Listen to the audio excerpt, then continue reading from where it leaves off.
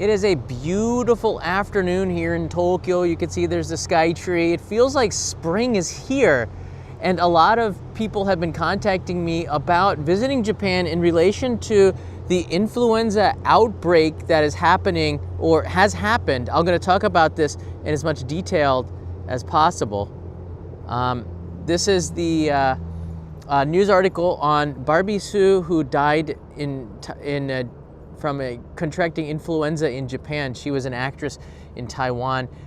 She was only 48 years old, got sick, and yeah, the flu this year got a lot of attention because of this. It really, how you doing everybody? It really kind of panicked a lot of people that are watching because, you know, Japan, especially Tokyo and Kyoto, very much crowded areas where it's easy to catch, you know, like the flu or the cold and all sorts of stuff here. It's different than if you're living out in your hometown, your countryside. When you come to a big city like Tokyo, especially riding public transportation, expect to get sick. It's just sort of part of it. So I wanted to talk to you a little bit about this and kind of put people at ease. I went into the NIID website. This is where the official data is for influenza and whatnot. This is for the 2024 season, started in February. I think it's good to look at the facts here. So we'll talk about it after taking a look at these graphs here. They show you and highlight where the peak areas are. In October, there was no influenza reported, but it started up pretty quickly in November, which is a little bit early. Hokkaido is always going to be pretty big because of all the tourism that's going on there, in particular around Sapporo and Hakodate, that area. And you can see it got around December, it got really, really hot around, I'm talking with influenza infections, around the end of the year. You can see, I'm gonna pause it here, on week 52 of 2024, which is the last week of the year. You can see it's all red. Yeah, it was pretty bad. You can see Hokkaido starting to get over it. They peaked there, and you can see going into February, it's pretty much subsided, and in the beginning of February, you could see it last week was not really much of an issue. So I'm gonna say that this influenza outbreak is probably done. It just seems like it. So the graph that I think, I'm only getting this because this was in the news and a lot of people are talking about it. The influenza season is different in each country, I suppose. In Japan, we already peaked like in December and January. So I'm not too worried about it. And on a day like this where it's gotten a little bit warmer, I'm starting to get spring fever, which is a dangerous thing. It's very dangerous. But I would say do not cancel your trip to Japan just because of the flu. There are some things that you can do about it, but that doesn't mean that you should cancel your trip or avoid Japan. And you definitely don't have to wear a mask if you don't want to. It's not, one of the, and we get another space boat coming here. It's not one of those things where, sounds like there's no more mono audio on the earpiece or headset. Yeah, the audio should be better. I fixed it and split this into both tracks as a mono track, so it should be okay. Let me walk down and get into the sunshine here because it's a little bit warmer down here. Yeah, there's a lot of things that you can do to protect yourself. You can get the, influenza vaccine, which is one of the things that we've been doing every couple of years because the strains are different all over the place. It seems to have done a lot of good in the past for our family. So we typically will do that, especially when you have a child in your family who's going to get sick quite a bit. Your microphone breaking off. I don't know why that would be. It should be connected. Are you guys sure about that? We've had a lot of trouble with this little DJI mic here. Let's try to go through this really quickly so we could talk about this in more detail. And I want to show you something else from yesterday's live stream. Yeah, I was really unfortunate about Barbie Sue's death. I didn't really know about her until this happened, so it's kind of a shame. Looked like a lovely person, seemed very talented. Influenza is something that gets a lot of people every year. We don't talk about it because it's so prevalent, and for the most part, if you have a good immune system, you're gonna be fine. One of the reasons why it's so bad, Space Boat's right there, Ren. One of the reasons why influenza is so bad in Japan, I think, is because people just don't get enough sunshine. Vitamin D3, which is the sunshine vitamin, it's something that people stay inside in their office buildings, stay inside playing video games and digital stuff. they don't get enough, your space boat here, they don't get enough sunshine, so they're more susceptible to getting quite sick. Diets aren't as good as they were maybe 10, 15 years ago. More people eating flour and wheat and stuff like this, less organic foods, I guess you could say something like that. You know, more inflammation in Japan than there was, less people drinking less green tea, so people are getting a little bit more sick more seriously over the last 15, 20 years according to the data. But people got sick all the time just because it's Tokyo, right? It's hard to avoid getting it. I remember meeting a 100-year-old woman, she was 106, and she said she'd never been sick an entire life. She just didn't eat processed foods and was always drinking green tea, lived a very clean lifestyle, and very rarely got she said she never got sick. Maybe she forgot about it, but it's quite impressive feat. She's still working at 106 years old in the farm field in Totori, which is amazing. So let me put it like that, right? But there's lots of things that you could do. Make sure you get some sleep before your flight. Don't come here. Jet lag is something that's going to wear down your immune system. Make sure you're taking vitamin D. Most people are vitamin D deficient. Make sure you're getting vitamin D, enough of that. You might want to check it out just in case, because it's a horrible thing. If you do get sick and your vitamin D is okay, you usually will get over a sickness quite quick. Make sure you're getting enough zinc, so things like this. Make sure you're eating right. Maybe lay off the processed foods for the next 48 to 72 hours before your trip. Things like this. Make sure you get your body into some good shape. Maybe go do some exercise, get some good sleep, and you should be fine. If you do get sick in Tokyo, there are places where you can get an international doctor. We just had one of my friends from Hawaii came to visit, and we took, I advised them to go to an English-speaking doctor at Tokyo Station. There's an international clinic there. I don't think it's so cheap, but there's international doctors that you can go in. Inside of Tokyo Station on the Yaesu side near the bus terminal, there's an international doctor, and they'll give you prescription drugs, maybe something not quite as strong as you might get in your own country, but getting sick in Japan kind of sucks. So you want to kind of try to not do that, right? Just like common sense, you don't want to get sick here. You do not want to get sick here. Try to avoid it as much as possible. UFO Bob, I don't think vitamin C makes a big difference. I've been looking at the studies here. You know, we have a moderator who is a nurse, right?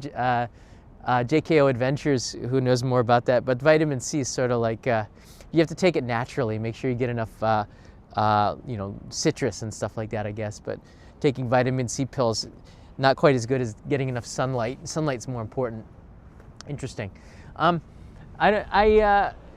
Everybody's gonna have to do what they have to do. So just take that with a grain of salt and do your own research here. The flu shot, probably a good idea to get it like 3 weeks to a month in advance, because it takes some time to build up that immunity. But again, if it can reduce the impact on your trip to Japan, probably a good idea, because if you do get influenza, you're gonna be knocked out for a couple of days instead of a week. That's a big difference.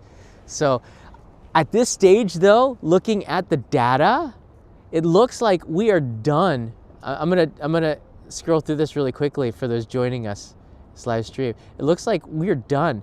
The peak was in the beginning of the year, and now when you look at February, the flu season looks like it peaked early and it's gone. I don't know what people are going to be bringing in, the visitors from Japan, so who knows?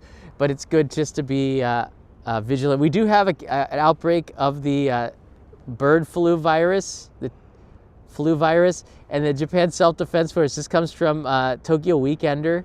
The Self-Defense Force had to neutralize 400,000 chickens. I think it was a couple million. So egg prices might go up, but we haven't seen that in Japan like at the same level in the U.S., which is also undergoing a bird flu virus. But you can see the Self-Defense Force has multiple purposes here in Japan. One of them is to neutralize the livestock should they get super sick. There's no Tylenol in Japan that I can remember seeing. I would bring your own if you're worried about it. The medicines in Japan are absolutely not as potent, but don't bring a lot of it. Make sure you check it out. I made a video about this about 2 years ago, talking about prescription drugs, and maybe if you're bringing in a lot of them, especially for heart medication or things that might be on the banned list, you definitely need to check that out. And I guess you could just Google it in YouTube, search only in Japan go drugs, bringing them prescription drugs into Japan, and you'll find it up there. And it was It saved a lot of people went and got their certificate. They're doing it really quickly. A couple of people did get stopped, and that certificate really saved them a lot of trouble. And most of the people don't get stopped at all, and they go through and say it wasn't worth it. So it's just an insurance thing if you don't want to get stopped by customs and have to go through the search. If you're bringing in anything that's on the list you're not sure about, it's free to email them, and you get a response usually in 48 hours, apparently. Just read the comments in there, but it's saved a lot of people's butts talking about that thing. Tylenol, yeah, there's no Tylenols, paracetamol. I think they have aspirin and stuff like that, but nothing that's strong. So you might want to bring your own medication if that's something you're worried about, but just bring a personal amount. Don't bring a lot of it. I think Advil has a banned substance here. I think, not quite sure, but it should be on the list. I don't have any Advil anymore, but I found like I don't need it.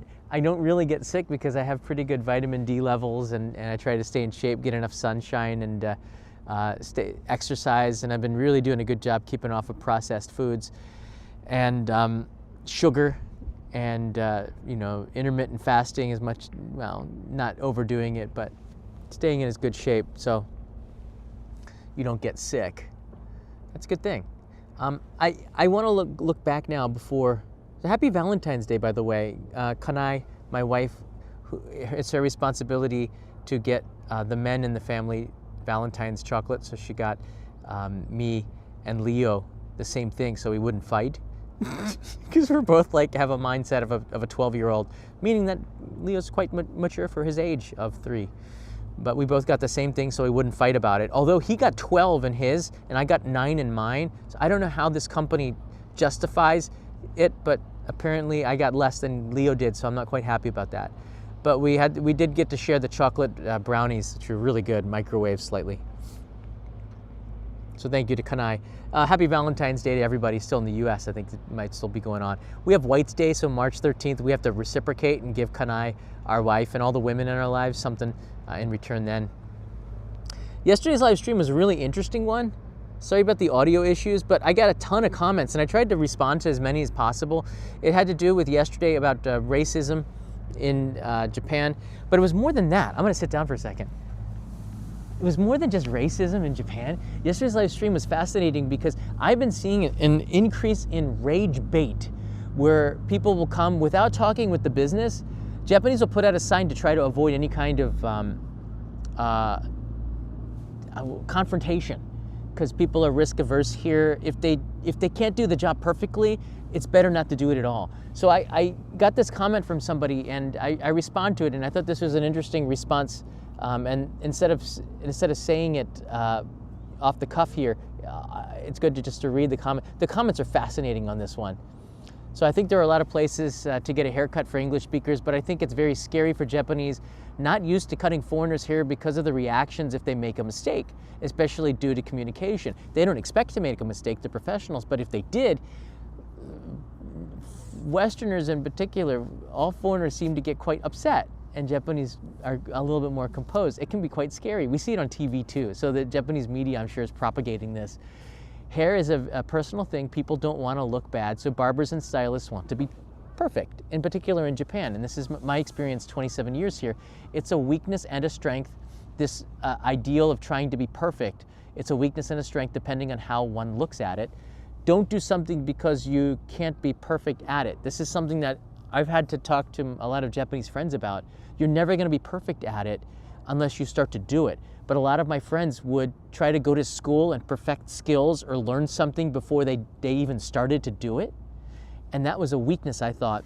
Look, you're just gonna have to do it and learn as you go along, and that's how you'll get better at it and perfect it. But a lot of Japanese are scared to do that, so they study and take seminars and pay money to gurus and stuff to try to get perfect, and they end up never doing it at all, which is a shame. We got a friend here. Pigeon. Sorry, just scared him. I had friends who didn't do something because they didn't feel they were ready. But most of the time you learn by doing it. It's not the usual way in Japan though, despite it being so in the West. So just Japan is a different way of doing things. And I think it's important that those that are visiting Japan understand that in Japan, when you are a professional and you're doing something like hair cutting, and I compare it to surgery, it's kind of the same thing, although somebody chastised me for comparing surgery with getting a haircut. Look, they're both got scissors, man, and it both has to do with, you know, I guess health in a way. You got a healthy haircut.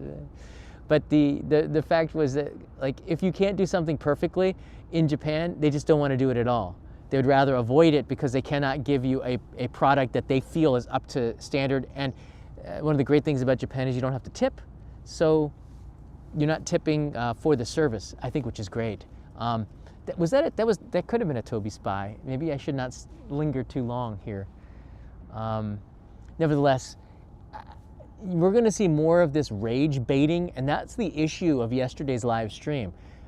It really upsets me, but I think people are getting used to this. I don't know if it was because of the last election or what. I don't know what you know, how people feel about it, but the rage, like the selected rage and selected people being selectively offended by something, I think a lot of people, in particular those that are watching here, are not triggered by that anymore. And I'm seeing even the reaction starting to go down on rage baiting. It doesn't work as well. It doesn't work the same way as it did maybe 2, 3, 4 years ago, because we're just sick and tired of it. And we know that we understand when it happens that you cannot say Japanese are racist. You just can't say that, because you're grouping in an entire group of people that all of a sudden you have said that 130 million people are like, you can't do that. Everybody's different. Every single country around the world has this issue. To throw that word around just so freely, I think, is something that is just, it's really in many ways hurt the U.S. in the political discussions, I think.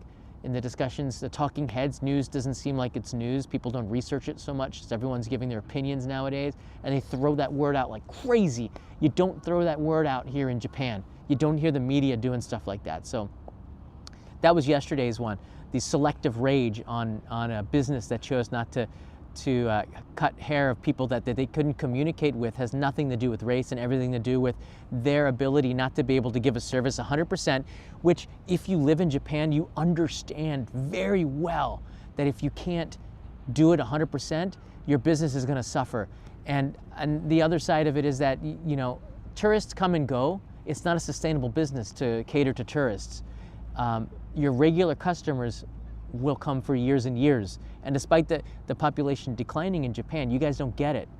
Tokyo's population is not declining. Tokyo's population is increasing. So there are more Japanese, more people coming into Tokyo that are Japanese. So the businesses here are not suffering because of Japan's decline in population. That's a farce. This place is growing. It's so elastic. So let me just set the record straight on that. Maybe out in the countryside. But if you are encountering signs, and the last thing I want to say on this is wise. If you are encountering signs like that, you're in the wrong place. It's a place that's overrun with tourists. Over-tourism is an issue here as Japan adjusts to the hyper speed at which people and visitors are coming. Just in the last 10 years, they've gone from 0 to 60 in like 2 seconds, it feels like. 2014, I think they had less than 10 million, and now it's 2025, and they're going to have over 40 million this year. So it's like a massive increase in tourists, and you have to give people, in particular a country like Japan, a little bit more time, because we don't move at the same pace as the United States or the Western world. Despite all the technological advances, Japan is a very slow-paced, incremental change, right? So there you go. I hope you enjoyed it. Just a little bit of a nugget of information.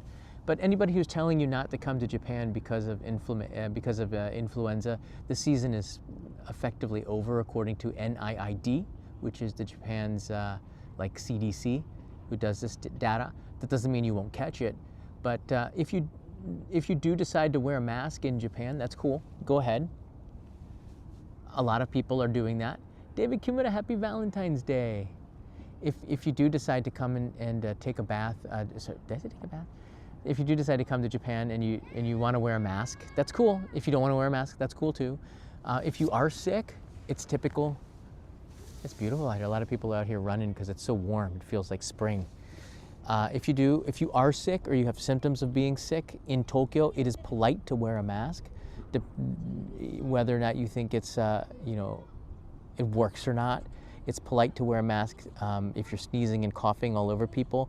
And then once you get off the subway in a crowded place, take the mask off if you want to, But put it back on when you go into public transportation. It's just polite, and as someone who lives here, I would do that too, even though I hate masks, face diapers, and I will not wear them anymore unless I am sick. And it's just because I care about the people around me and how they feel because I live here. You don't, but you should too, maybe, perhaps, to help people like me out. Because I want to make sure that I get looped in with all the tourists as well, so it's not a bad thing. There you go. All right, so make sure you come to Japan despite influenza, but if you're coming in between December and February, this will be an issue. Another reason maybe to stay outside of Tokyo, but those going up to Sapporo, to Hokkaido for the snow festival, that's one of the things that propagates influenza, and we saw in 2020 propagates, how could I say, spreads certain infectious diseases, these big events like Sapporo Snow Festival. In 2020, I remember that was the first time I heard from people were saying they said put on masks in 2020 in Sapporo. They had it on the loudspeaker. I was a little bit, it's like, what? So they're like, it's sort of mandatory, but it wasn't. That was way back when, and yeah, they know better. They know that this is where it all comes in, the Chitose Airport, the port of call, because Hokkaido is such a wide, spread out island. It's not what you would think, but Sapporo in there, things spread quickly because of how concentrated tourism is. It's really massive out there. It really is. Our young granddaughter from Japan has arrived in Australia with mask in the past if had a cough. Interesting. So like you pick up things and cultural things living here in Japan, and the longer you live in Japan, the more it kind of sticks with you despite the fact that you leave Japan and go back home. I found myself when I went back to the US, I was bowing when I went to Walmart. Like little things, like I would bow on the telephone if I picked up the call. I was a lot more respect of the people around me, things like this comparatively. It takes me a couple of weeks to get used to the way America kind of breaks down compared to Japan. But it's kind of cool. That also means like you miss Japan when that happens. That's my feeling anyways. A friend of mine that I always had a waist-length hair moved to Japan. Within 2 months, she had chin-length bob. Japan certainly has an impact. I do wash my hands quite a bit though, it's like some of the habits from 2020 and beyond have stuck with me. Washing my hands well. Leo does that. I guess it comes just with being a father. Try to teach good hygiene to your kids. But yeah, getting vaccinated for the flu, it's up to you, but I think if you're gonna be traveling, make sure you get travel vaccines. Make sure, I don't think you need to get, I don't want to say don't get Japanese, there's like some kind of a mosquito-borne Japanese encephalitis, I think it is. Like, it has the name Japanese in it. I don't know if you need to get it. I'm not going to tell you not to get it. Get it if you think you need to get it, if you're going out to the countryside in Japan, I suppose. But I've never heard of anybody who's gotten it. But I'm sure people have, so it's just something to think about. Vaccines are very important when you travel. I remember I had to get a cholera vaccine because I was considering going to the Middle East where they required it. So I had to get that's not a great vaccine to get perhaps. I had to get a yellow fever vaccine. I was in Beijing when I got it in the year 2000 or 1999. It was a weird place to get vaccine because I waited in a line and they stuck me, put the needles in a big unsanitary mountain of other needles that they've stuck people's arms with. So I got yellow fever and a bunch of other stuff in Beijing as a travel vaccine. You got to get them though, because you got to prove in some countries that you've had these vaccines for travel. Meningitis and typhoid was ones for India that I got. The typhoid ones can be quite useful. And hepatitis is one that you might want to think about getting as well. But Japan, I guess, is very much a very sanitary place where you're not going to have too many problems like that. But any country where the water is different, you could have issues with that, even in Japan. If you drink from the tap water, you might have some issues with upset stomach. Just the biomes, I guess, are a little bit different here than they are in other places, but there's nothing really that should stop you from coming here, if you know what I mean. Japan is life is here. Thank you always, John. Stay healthy. Thank you too. I just wanted to go live and just share with you some of my thoughts on the influenza outbreak. And it's such a shame that Barbie Sue from Taiwan died as a result of contracting the influenza here in Japan, but it could have happened anywhere. Again, I think that tourism is really I think this is a really good reason to consider. Hey, Sam, thank you, Sam. A reason to consider getting off of the beaten path and think about going somewhere else. Yeah, you could go to Tokyo, but maybe stay a little bit outside. Try to stay away from big crowds in the winter. You can go skiing, but I think that it's pretty crowded over there. If you look at some of the lines up in Hokkaido at Niseko, it's like they get there 30 minutes before it opens, and the line looks like it's worse than Disneyland. You know, it's pretty crazy up there. But it's something I think you should consider. Bringing some medication from home, not a bad idea, just in case you do get sick. You don't want to go to Shibuya. I don't really like to go to Shibuya at all, but I live here. But I don't think that that's a reason for you not to go to Shibuya. I think everybody should go check it out because it is a sensory overload. It's a famous place, and to be there, it's like, I'm in Japan, and get that photo. It's really nice to get.